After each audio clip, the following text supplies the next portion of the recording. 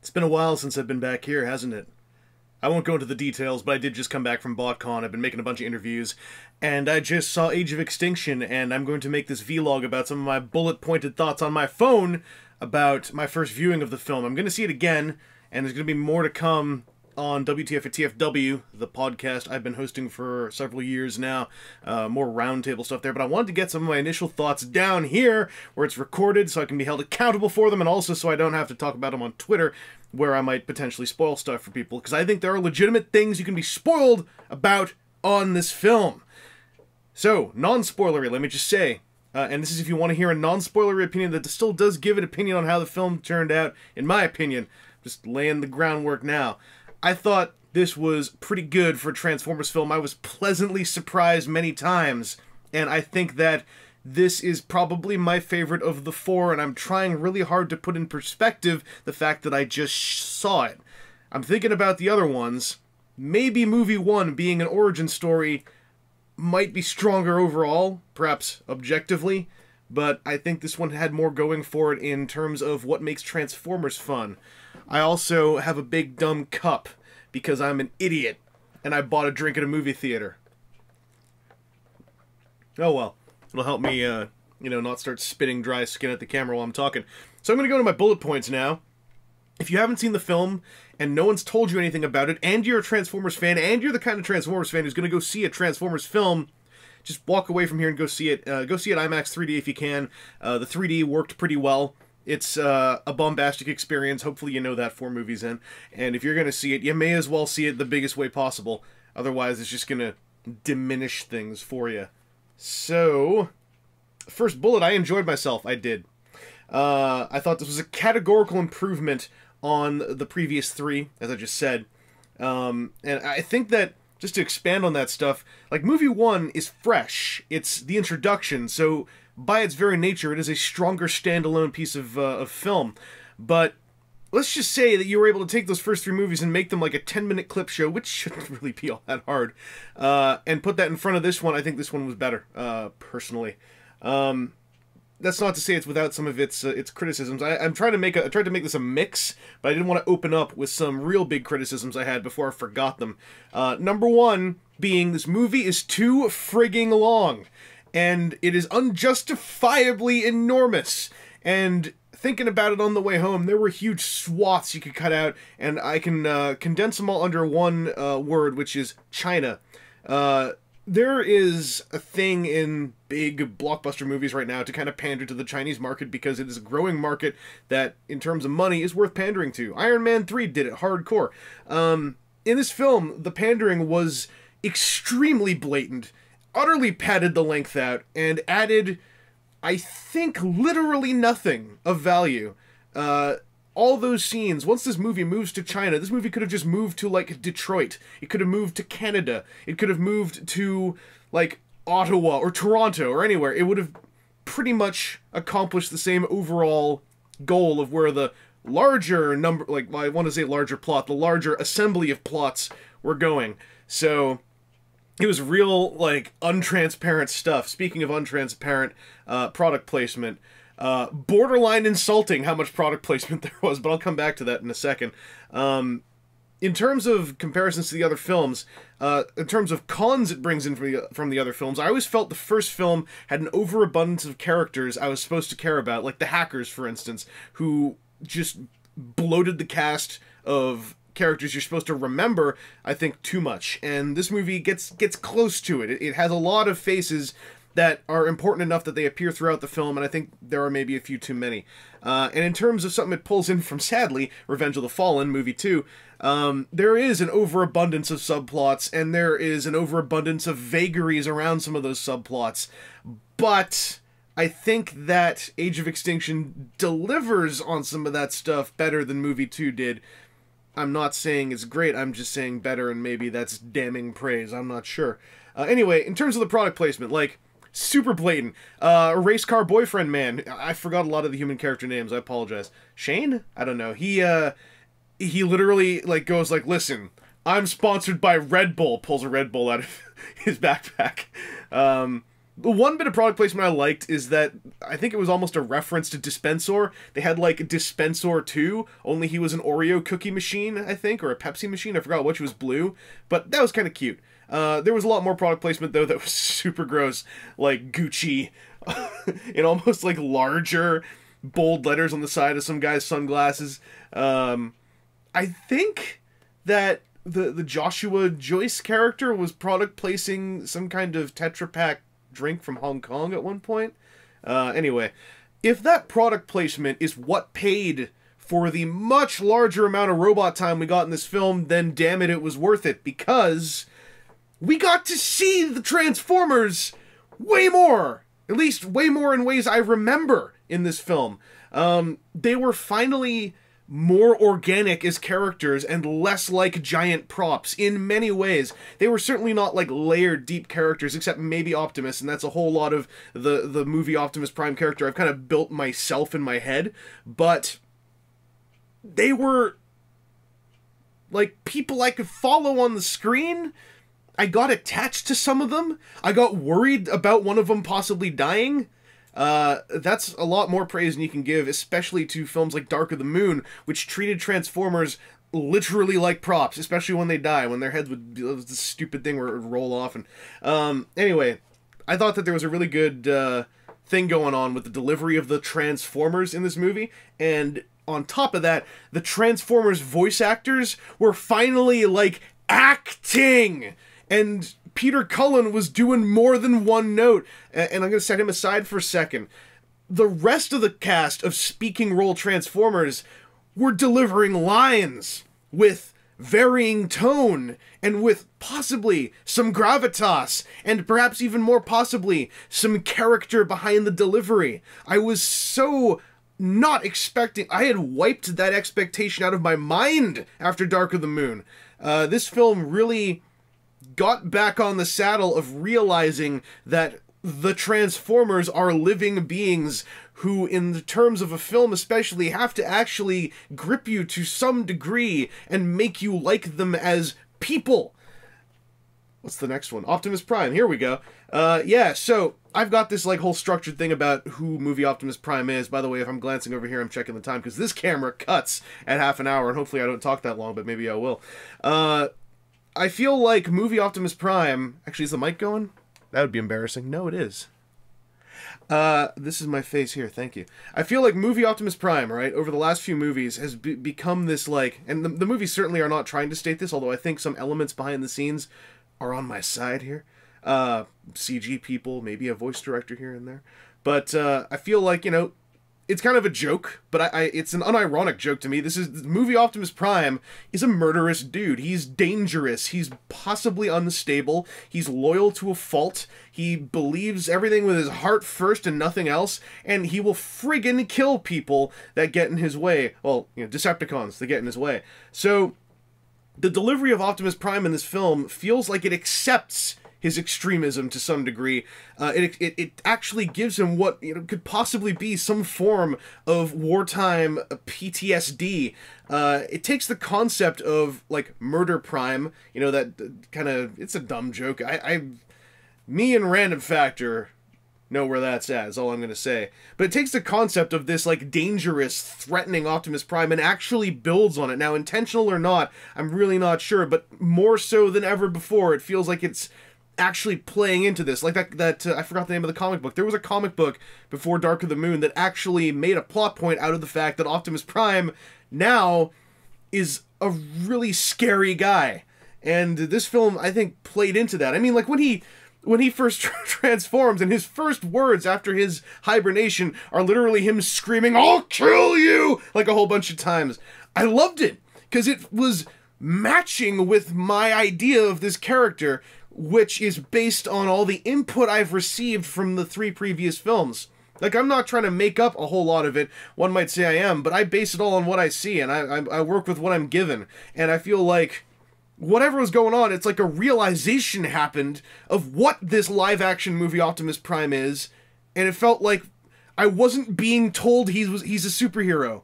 finally, the movie wasn't trying to tell me that I'm crazy for thinking he's crazy. Like, the tons of message board replies I've seen saying, like, no, it's just wartime. You don't understand. Soldiers gotta do what a soldier's gotta do. Son, that ain't what a soldier's gotta do what a soldier's gotta do. The stuff he does, especially in movies 2 and 3, that is beyond the harshness of war. Especially when it comes to giant alien robots. And based on all this stuff I'm saying about Optimus Prime, Peter Cullen finally acts! I mean, he's acting in the last 3 movies, but he's being directed to deliver so many of his lines either calmly or going, "Nyah!" and like, that's it. In this film, I felt like he was finally delivering gravitas and rage and power and the pent-up frustration of a broken and dangerous man who truly believes that he means well. And I mean this all as a compliment.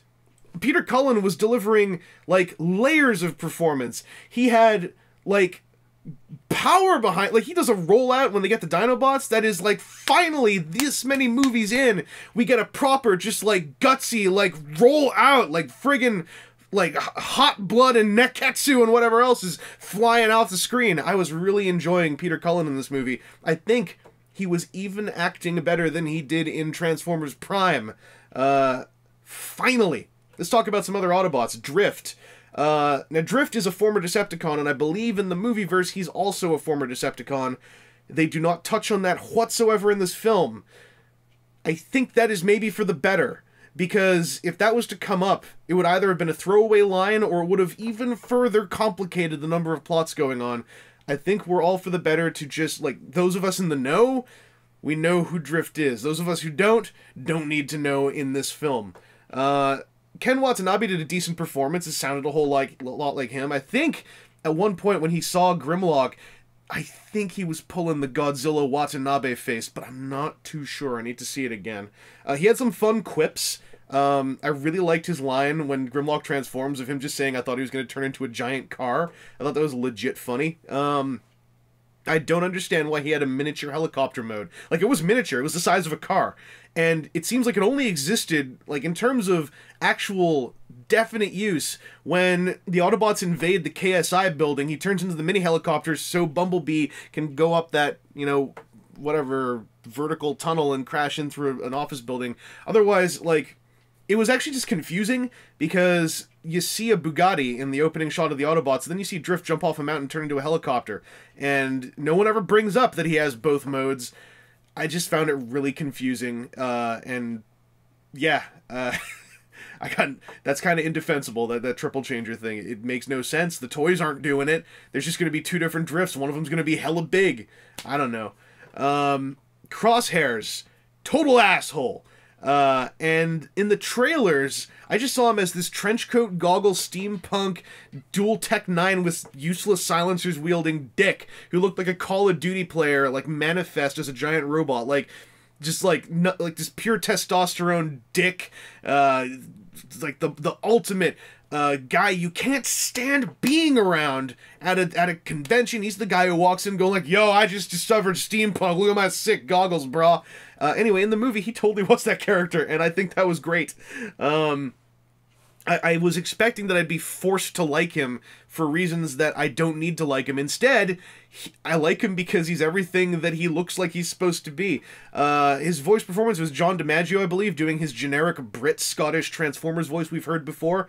At least it finally gets to have more than one delivery. Like he literally sounded like Leadfoot to me, I don't know.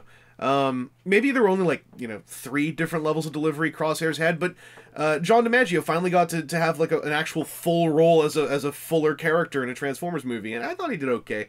Crosshairs was kind of the bottom rung of the Autobot 5, but he functioned pretty well, and the whole time, when they're flying on those silly things, and I know the shot from the trailer's coming up where he dives off with the twin parachutes and the dual Tech 9s with the silencers just put on them because he's a prick, I was sitting there going like, they might not do it, but it would be great if he just tells Bumblebee to take the controls and then just friggin' jumps off of that thing going like, I'm about to be cool. And he totally did. It was perfect. He's all like, I'm gonna get mad, or whatever. I can't remember what he said. It was some kind of just wonderful, like, Call of Duty, like, headset player trying too hard to be a badass kind of thing. And it was Dude Bro the right way, I think. I don't know why he's British. I don't know why John DiMaggio is always British in these movies. Bumblebee, hugely reduced role. Hugely for the better, in my opinion. With his, you know, Sam character not being there at all. I don't think Bumblebee had to be gone, but I think, like, trying to make him bond with another character would have been the most forced thing in the world and highly repetitive. I mean, these movies already fall into very obvious patterns, but having Bumblebee go forefront, radio chattering, and just bonding with another human would have been the heights of boring, and thank goodness he took a bit of a step back. He had some action scenes, and they were pretty cool. And he had a funny scene with this weird, like, homicidal vanity when presented with the idea that humans think he's not sexy and they made Stinger instead. It kind of plays into the idea that Bumblebee's entirely unstable, but whatevs. It seems like there was this whole chaos between the Autobot 4 before they became the Autobot 5 when Optimus showed up, and they were like, yeah, Bumblebee's in charge, but we all don't like him. And I'm like, I kind of want to explore that, because I always get the feeling nobody really likes Bumblebee in these movies. Hey, let's talk about Hound. We all, on the boards, and the podcast, everything, are like, yeah, John Goodman. He'll probably have, like, 3 lines. Hell no, he didn't! He was, like, the most talkative Autobot underneath, like, Optimus Prime. And it was a breakout performance. Like, for a non-Optimus Autobot, like, an Optimus always gets a lot of forefront, but this was like Hound shows up in this movie, looks like a throwaway character, looks like they're gonna, like, have him get killed for no reason like Q in the last movie, but in both voice and action, dude was breakout wonderful as a Transformer showing up for the first time in one of these films. The scene where he's guarding the humans against the army of Viacons, I think that's what they're supposed to be, and he's like they actually played on the visual thing of him being loaded with weapons where he is depleting all his ammo. He's like, he takes off his hat and just throws it at one, whips his belt off and smacks one. When he, like, spanned the cigar and fired it, I actually laughed a little bit out loud in my seat. I loved Hound in this movie. John Goodman was a huge part of it, but huge kudos to ILM. I think they're still doing it. Yeah, it must be ILM. The animators brought Hound to friggin' life, and massive props to the heads of this production for not killing him off like I thought they were going to, because I liked Hound enough where I was like, don't kill him. He's the one that you're obviously going to kill off, but don't do it. And they didn't do it. Thank you.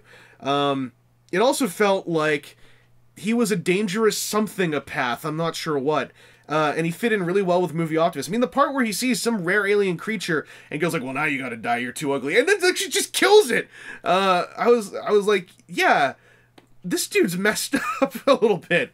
And that kind of is my way of encompassing the final Autobot 5. They were all cynical. They were all dangerous. They were all callous to varying degrees.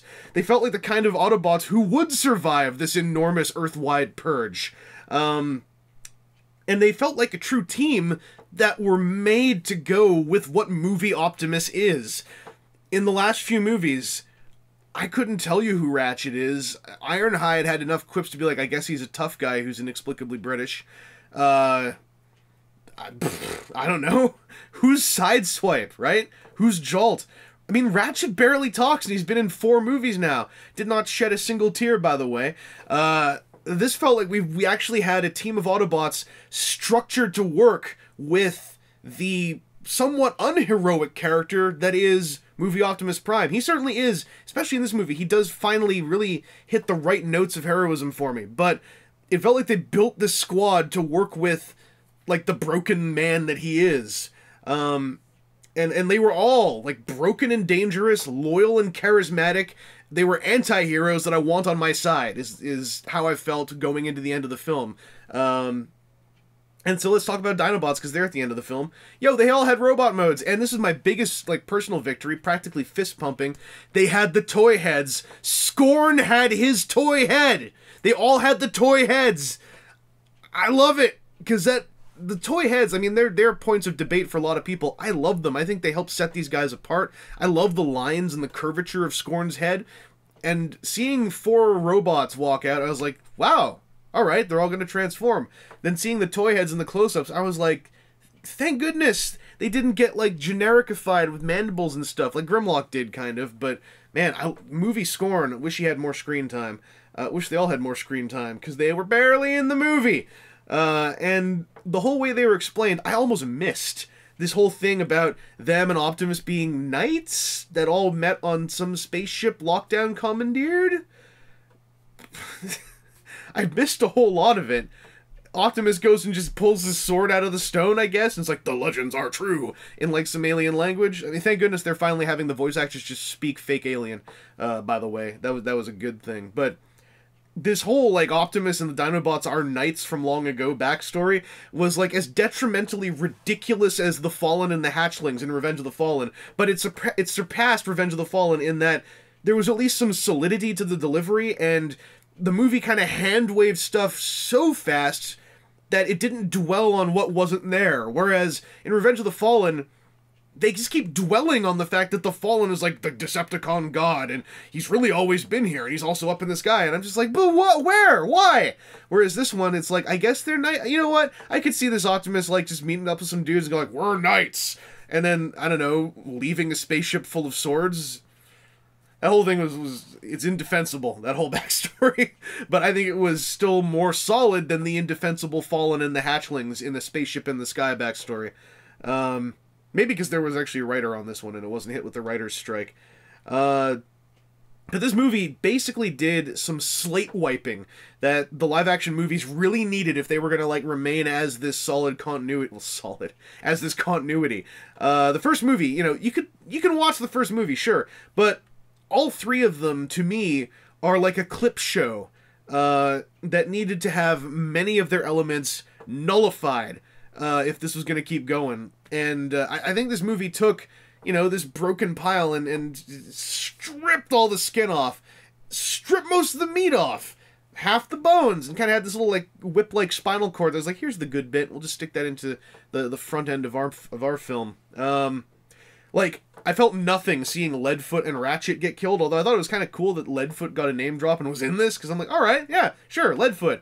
He talked in the last one, but to me, they were like non-characters. And their deaths were great. Not because they were, like, killing them. I don't really, you know, whatever. But the Autobots actually reacted to their deaths. Optimus expressing complete rage and going from, like, careful stoicism to literally charging headfirst into KSI headquarters upon sight of Ratchet getting dismembered and pulled apart and melted down was fantastic. And this is why I think you gotta have a clip show of the other films. It does not line up whatsoever with him, like, holding two halves of Jazz and like, oh, Jazz. Like, I don't know. Finally, robot death meant something in this film. Robots weren't just shot 15 times and their head would detach and roll away like that idiotic way that Dark of the Moon just had wholesale slaughter of characters for no reason. This was, like, my biggest problem with Dark of the Moon, I've said over and over again, is how it treated the Transformers, especially in death, like giant props. Their heads would detach and roll away, like, almost cartoonishly, and then they just sort of flop down, and then no one would really regard the fact that they're dead. Bumblebee would go like, I'll miss you, old friend, and then whatever. Ironhide does not get grieved whatsoever in Dark of the Moon. It's garbage. The way that death is delivered in that film. And like, Jetfire's sacrifice in Revenge of the Fallen, I don't even know what's going on there. Jazz's death in the first movie was real hand-wavy too. Seeing Optimus Prime just lose it over this was fantastic. The whole way that he was so done with humans was great. And I love that even though he somewhat came around, he didn't come around on humans. He came around on the family that was helping him. And I don't know, I like that. I'm all, as I've said many times, I'm into the idea of this live-action Prime being messed up and extremely loyal, but only to those, like, few who earn his trust. And I'm so happy that he doesn't go like, I love Earth and the humans. It's like, no, Earth is where my 4 friends live, and don't you screw with them. Anyway, that's talking a bit about the ending. And the ending is where the plots all kind of just crash together. And I mean, I had fun with it, but as soon as it was done, I was like, oh yeah, we have some unfinished business. Galvatron is kind of just forgotten by everyone, and he just leaves. And that's fine, but more importantly, Optimus leaves the planet without going to look for where he is at all. He's just like, well, I'm sure Galvatron's not a problem I'm out. I'm Optimus Prime. Iron Man away. By the way, where the hell did those things come from? Those jet boots he suddenly gained. Like, I think you could explain them away as being the propulsion he had when he's in his protoform mode where he's a comet, but then why wasn't he using them ever in the last few movies? Why did he need giant jetpacks and flight tech? And now he's just all like, I'm Superman! Maybe he slapped something on there and I missed it? I don't know. Also, the Dinobots just leave. He's like, you are free, legendary warriors. And I'm like, yeah, they're free. You're on planet Earth. Where are they gonna go? Yeah, let's talk about Galvatron. Because I feel sad to say this. I don't have much else to say about the Dinobots. They were a much hyped, barely in the film element, and they were fun when they were there, but like everything I've said about the Autobots being characters, the complete opposite about the Dinobots. I have no idea who those guys are. I don't know why one of them is all like, no, Prime, I'm gonna fight you. Like, Dinobots, their delivery, their action part was pretty fun. The visual side was fun, but especially in light of how well done the Autobot characters were in this, man, the Dinobots were a disappointment on that level. But Galvatron was such a pleasant surprise. This is where, by the way, if you really are going to go see the movie and you haven't seen it yet, you need to go see it now, because I don't want to... Galvatron was a surprise in many levels for me. At BotCon, when they had that panel at Universal Studios on the special effects stage, and they were like, Galvatron, worst kept secret in the movies. What a friggin' red herring! You totally... That bit on the slide made me think, oh, so we do know everything about Galvatron. No, I didn't know everything about Galvatron. I didn't dig for stuff, I admit. Maybe you guys did, but, man, I wish that it was explained why they called him Galvatron, because I couldn't think of any reasoning why a human would just go like, we're going to call it Galvatron. And I want it to look like Optimus Prime, and why does it look like Megatron? Dude, maybe because you called it Galvatron. I don't know. But I thought the concept was great, and I'm so happy with the ludicrous nature of Megatron's survival, because it plays off all those unexplained parasites living in his head, like the Insecticons from the movie. They showed up again. That was like the Scout Insecticon toy flying out there and doing whatever it was. I don't know. It was like, it felt right. It was like a 80s tier supervillain ridiculous. And if there was one death that was supremely cheap, pointless, and should not have been in Dark of the Moon, it was Megatron's. It wasn't even in the novelization. And this movie has made me okay with it because he wasn't dead. He lived on in his head, and he tricked us all, and it's pretty dumb, but in an 80s supervillain cartoon way I sort of dig. And this is your last chance to turn away, because I'm going to say the thing that was my biggest surprise. This was the fist pump of the film. This was me leaning forward and going like, wait, what? And like, I knew what it was, but I was sitting there all through the credits just to make sure I could confirm. This is your last chance. If you're going to see the film unfettered, leave. If you think you know what's going to happen, leave. If you know the thing I'm about to say, I guess stick around, but damn, I wish you didn't know, because this was such a wonderful surprise. I'm giving you 5 more seconds to get out of here and turn this off and see the movie. 1, 2, 3, 4, 5. Galvatron was voiced by Frank Welker, and it was him doing the unprecedentedly good performance he was doing in Prime. This wasn't Revenge of the Fallen video game Frank Welker, where he sounds tired and old and like he can't do the G1 Megatron voice anymore, because he can't. In Prime, this is going to rewind a bit, I was so down on Prime's casting of Welker at the start of it, because all I could think of was the depressing performance he had in the Revenge of the Fallen video game, and he blew my socks off and shoved my foot up my throat and like made a pie out of crows and crammed it up my nose. He was great in Prime. He was possibly one of my favorite performances in Prime, and it was possibly one of my favorite Frank Welker performances to date. It was better than this, but this was like super solid Frank Welker. This was him doing like a kind of a mixture of Prime Megatron and a little bit of the manicness of G1 Galvatron. And you don't hear it in his first line when he speaks for the first time. I was kind of like, wait, he's speaking? And I thought that was really cool. But then when he actually says, "I am Galvatron," and I'm like, and he's hitting the tones, and I'm like, no, that can't possibly be. And he starts delivering this large number of lines, raising the Decepticon army, and it's totally him. And I was like, yes! And I need to pause this and start the clip over. Hang on, we're just gonna come on right back. So anyway, Frank Welker, and finally, this is like a payoff years in the making after he did not get cast as Megatron in the original films, after it was almost like laughed off, like, Frank Welker, he doesn't suit the part, we have to cast who suits the part, and they immediately cast him in movie number 2 as Soundwave, and then take the vocoder off, and I'm like, man, is this it for Frank Welker? He's just the guy who's talking like this, and then he's occasionally Shockwave going, "Rah!" and stuff. Galvatron's voice in this was so good, and it's kind of criminal how Galvatron just gets written out of the movie by the end. I guess to save him for movie 5, which makes me ridiculously excited to see movie 5 if we get to have just full-on Frank Welker Galvatron mouthing off against this version of... Like, this version of Galvatron, voiced by Frank Welker, if they do things right, this could finally be the antagonist to go up against the live-action movie Prime. I don't know. I'm probably setting myself up for disappointment there, but man, Frank Welker's delivery of lines in this film was utter fried gold, and the biggest surprise of the movie for me, and such a well-kept secret. I don't know if it got out that he did the voice in this. It's probably out now, but I sincerely hope when you saw the film, you did not know he was in it, because that is such a choice, delicious piece of candy to just drop in my hands when I think I'm done getting surprised by things in this movie. I think it is the highest point of the film for me. Just as a single thing to react to. Let's talk about the other end, human protagonists. They were fun. I think that the family we were following of, you know, the father and the daughter, the boyfriend and the businessman, they were really fun, and I think they were more fun than any of the human protagonists we've had in previous films. Shia LaBeouf was fun in the first movie. I think he was actually pretty good in the first movie, and got pretty tiresome. In the third movie, he sounded bored with his performance. I'm going to double check this thing's on. It is good.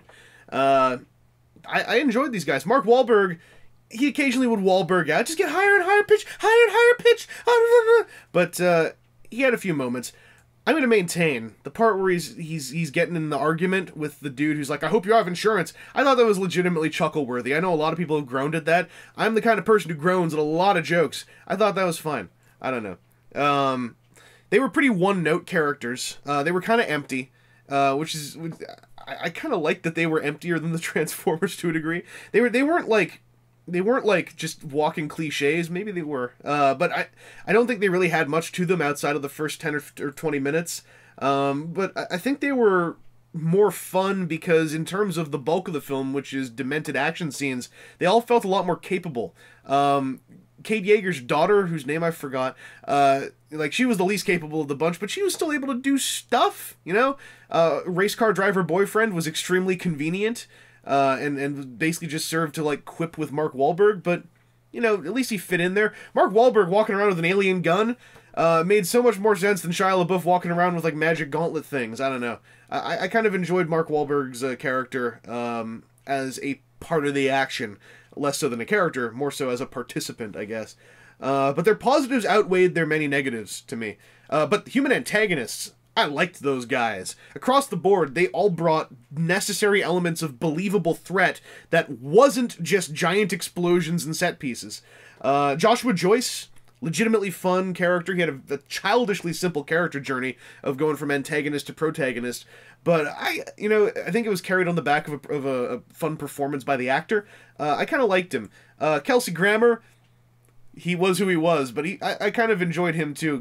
I mean, he's a good actor. It helps that he's able to kind of deliver a one-note gravitas that can, you know, satisfy the palate, at least on first viewing.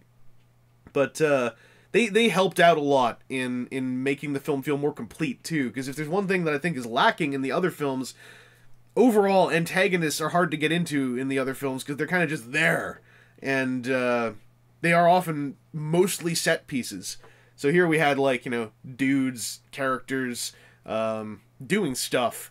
to slip up the heroes, I guess. Also, Brains is back, and I'm so happy. I'm probably the only person in the world who likes the character of Brains, but I'm really pleased he's back, and I hope Frenzy is out there somewhere. In fact, if Brains is still here, Frenzy has got to be out there somewhere, hiding in a locker. Let's talk Lockdown, another antagonist. Sexy. Beautiful animation on the character. The facial animation was great. The way his face would transform for different things was great. And his body motion, this was something I talked about with someone else at BotCon. They're the one who dropped the word. He had swagger. And it is all like building up to the fact that he also had a voice performance that was a wonderful performance from Mark Ryan, who was kicking ass in this movie as Lockdown. Lockdown was like the clinching piece of the trinity of stuff that pulled this thing together and held the chaos of this film into a globular shape that you could kind of keep your eye on. I really enjoyed Lockdown in this, and I feel like, I mean, he got killed at the end. I was kind of expecting him to get killed at the end, but his death felt earned at the end of this film, and it didn't feel like a superpowered Optimus just ran up and wiped him out. But, it was the unification of a lot of different characters coming together to help Optimus, and the way that the Lockdown gets offed, the pretty rough, like, stomach up the face bisection from like, here to here, so it's like two flopping bits, all Mortal Kombat 9 style. I actually kind of liked it. I thought the way the Fallen got killed was ridiculous, unearned, and only served to detriment the Fallen as a character. Same thing for Megatron, same thing for Sentinel Prime. Lockdown's death felt like the death of a villain.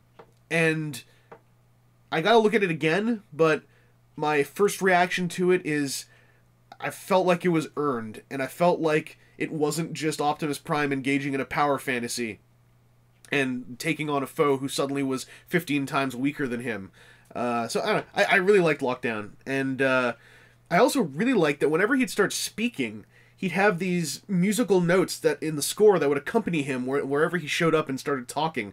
And they felt really characterful. Like, it's, the stuff from the trailers. The bump, bump, bump. Like, those three notes that would go, like, up semitones and down semitones.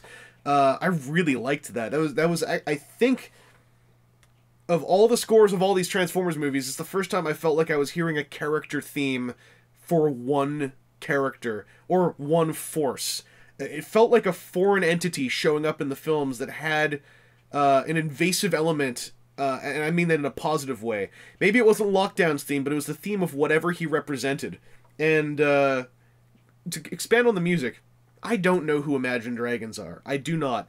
I don't know why a lot of people have been talking about how much they hate Imagine Dragons. I don't know. All I've heard is their one big song they've done for this movie. I thought it was fine.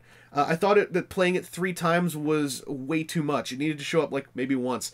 But I don't know. I thought it sounded fine. And I thought it sounded better than Linkin Park, by far. And whatever they did to influence Steve Jablonsky, because I believe that they worked with him on the score, it was only a boon. This was the best score for a live-action Transformers movie to date, in my opinion. It felt like Steve Jablonsky was awakened from his long slumber and went like, I will create new music. And if Imagine Dragons had a hand in that, then their participation in this film was only a positive as far as I'm concerned.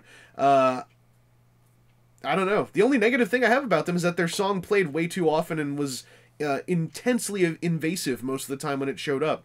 When their lyrics would come in, I was like, no, don't play the lyrics because the characters are talking. I can't hear what they're saying now. But yeah, I don't really get what's wrong with them. So I'm not saying like I want to hear what's wrong with them because I'm probably not going to hear any other music they do. But I don't know. I thought they were fine. I tried to get worked up about them being bad, but all their music had electric guitars and loud thudding percussion, which totally is Transformers music to me. So I'm pro their involvement.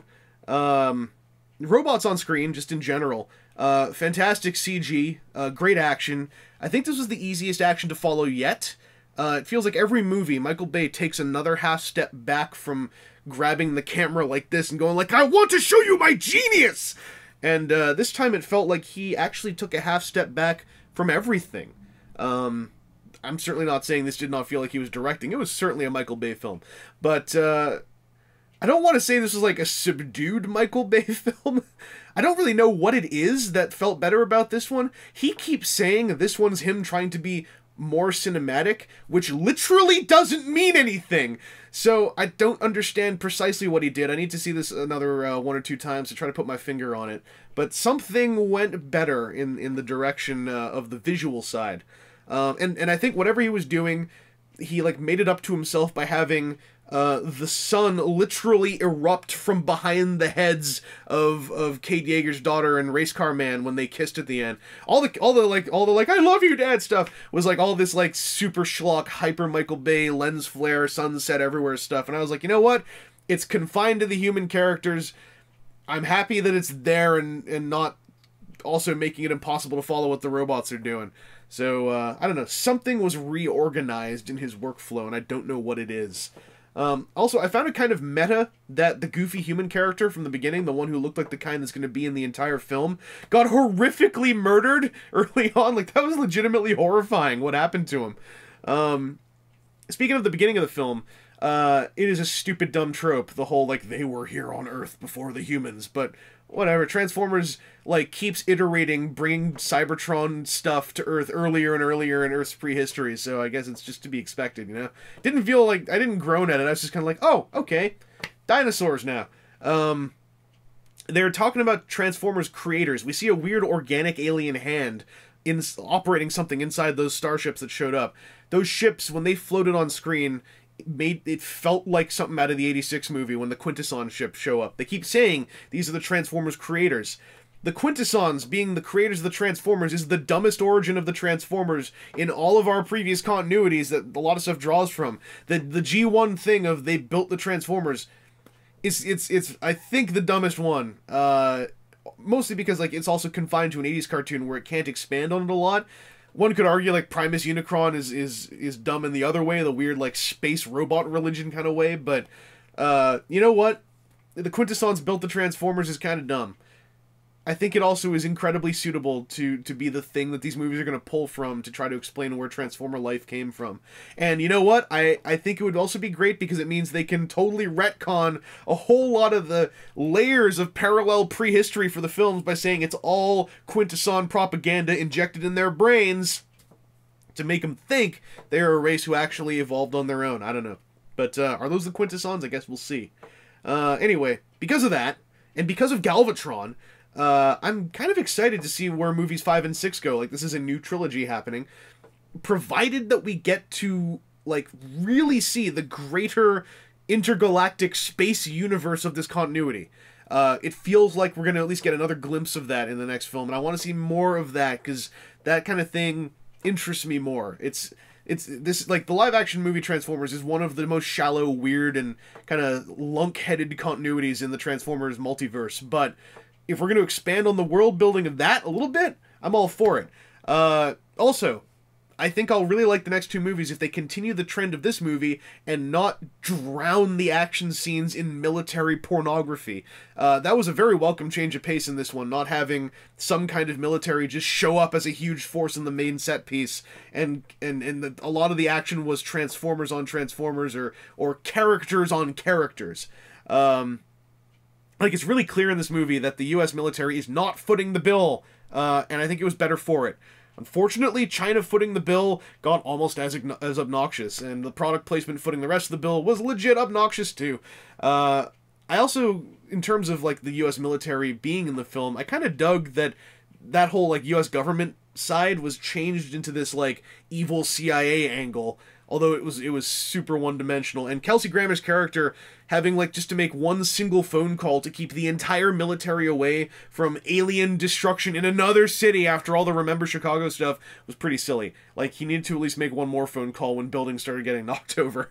I did really like the Remember Chicago atmosphere. It felt entirely appropriate that finally the human beings of this continuity would be terrified of the Autobots, because the Autobots were legitimately scary by the end of movie 3. Speaking of stuff that could have been cut, Bing Bing Lee's lies?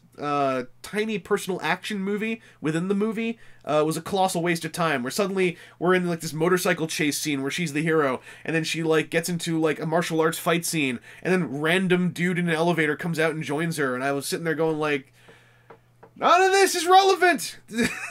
It was padding out like at least 10 minutes that could have easily been thrown out the window and none of us would have even noticed. Like in general, the movie as a movie is still overly long, cheesy as melodramatic hell with the human characters. It still feels like a teenager is at the controls in this movie. That part hasn't changed, but it feels like that teenager at the controls has made some better friends, as maybe has a few better influences this time around. So kind of moving into my closing thoughts here, I'd come to accept that the Transformers live-action movies were a specific form of stupid for which I had to fill in a lot of gaps to support the bits I liked in the long run after the first viewing. And in Age of Extinction, I think that it ascends to Riddick levels of delicious dumb, where I no longer have to do all the work. The film kind of accepts itself more than any of its predecessors did, and sort of basks in that state for the better. Bit of background, I love the Riddick films, because they were a very, as I said, specific kind of just really fun dumb that is not trying to, like, I don't believe it is trying to tell you that this is, like, gravitas and mythology. Even Chronicles of Riddick, I believe, it doesn't have a tongue in its cheek, it just has a heart on each of its arms going like, I love what I'm doing!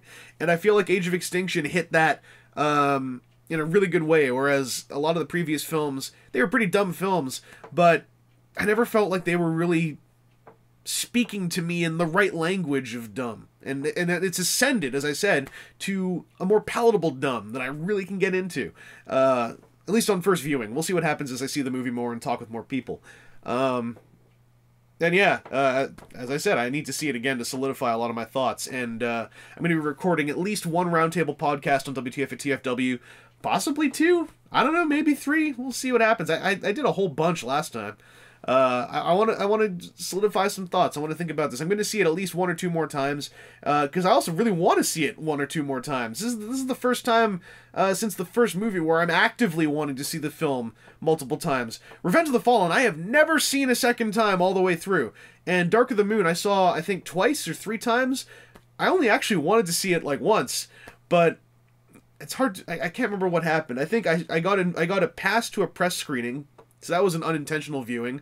And then I wanted to see it with some friends, and I didn't want to like, they wanted to see it, and they thought I was seeing it the first time, so I just didn't tell them I saw a press screening. So yeah, I saw it twice in theaters when I only meant to see it once, and I watched a bit of it on Netflix again, and I kind of fast-forward through parts of it. I guess the test of time will be, with Age of Extinction, do I fast-forward through parts of it when I turn it on again? I mean, I probably have to if I want to do anything else for the rest of the day, but am I going to feel like actively like, no, I want to skip to robots? Age of Extinction has enough robots where I maybe don't have to do that. So, I don't know, leave some comments yourselves. Some of you guys probably will have more to draw on than I did, because as I said, when I'm recording this, I only saw it once. It's about 3 a.m. On Friday. I saw it the Thursday night, so we're technically in Friday. I don't know. Leave some comments. I'm hoping to, much like with the Revenge of the Fallen vlog I did way back, trying to make something here that just, I want to share my thoughts. I want to direct people to this so I don't potentially spoil stuff on Twitter.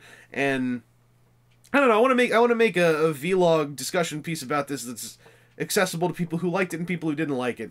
Because I loved a lot of stuff in this. I was not expecting to like some of the stuff I loved in this. It was a pleasant surprise of a film, and when it did stuff right, it did stuff super right.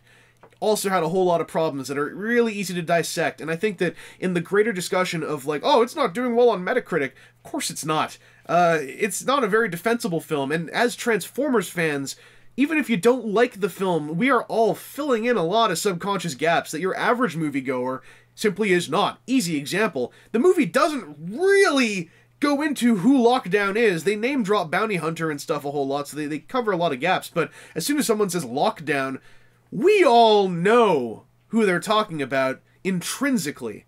A paid movie critic probably, like, it's not their job to know that, and it's not their obligation to know that. It's a happy coincidence that they happen to be Transformers fans. But I said this on Twitter, after Revenge of the Fallen, I thought we all, like, no matter who you are, love it or hate it, we all kind of realized that making more than like one bullet point in a much longer discussion out of Metacritic scores or reviews by prominent critics, it's kind of empty for us Transformers fans, because we're all going in with different motives. I mean, we all want to see a good film, but outside of that, we also all just want to see Transformers. And on a somewhat more business level, we all want cool toys made from the money these movies are making, which... it's all stuff that, to me, I mean, like, the critical discussion of the film is absolutely valid, but when your whole reason for being mad that the film's getting poor reviews is because you're a Transformers fan and you liked it, you're coming at it from a much different direction. And I just feel like it's a waste of everyone's time to spend a lot of energy on discussing that end of it. Discuss the movie instead. Don't discuss what, you know, the outsiders, the normals, are thinking of the movie. What's the point? I mean, aside from really empty outside validation, it doesn't offer anything of interest to me. I'd rather, as a pretty big Transformers fan, big time into this stuff for my whole life, huge into posting on message boards since way too long ago, I'd rather talk about the demented minutiae and the continuing saga of the highly endearing and highly dangerous and homicidal, and yet somewhat now redemptive live-action movie Optimus Prime. Anyway, that's been a supremely long vlog. Thank you all if you watched through the whole thing. As I said, let's discuss stuff, or, you know, leave your thoughts, do your talking. There will be podcasts up on TFW when they happen. I'll talk about it on my social medias on vangelist.ca. I'm starting to finally catch up with the fact it's 3 a.m. in a different time zone, so technically for me it's 6 a.m. I need to turn the camera off.